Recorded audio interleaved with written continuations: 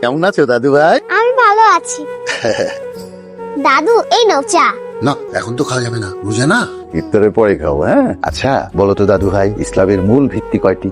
5টি। কি কি? কালিমা, নামাজ, রোজা, হজ, যাকাত। মাশাআল্লাহ, দাদু তো অনেক কিছু জানে। Thank you. এবার বলো তো, নামাজ কয় ওয়াক্ত? 5 ওয়াক্ত। আচ্ছা, যা কয়টা? 30টা। মাশাআল্লাহ মাশাআল্লাহ, আল্লাহ তোমাকে সুন্দর জ্ঞান দিয়েছে। দাদু ভাই, তার জন্য এই চকলেট এনেছি, এখন খাবে না কিন্তু, ইফতারের পরে খাবে।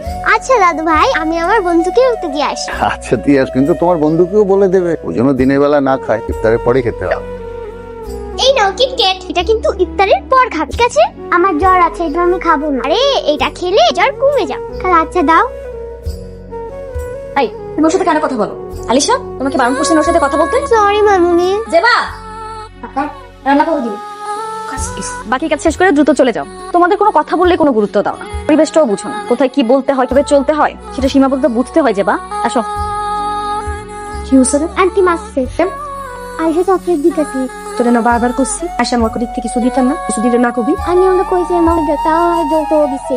কিসস ক্যান্সেল করলে দিল্লি নিতে হইব? কইছে চকলেট খেলে ভালো হয়ে যায়। সবার সব খেলে জ্বর ভালো হয় না মা, তোমার বুঝতে হইব।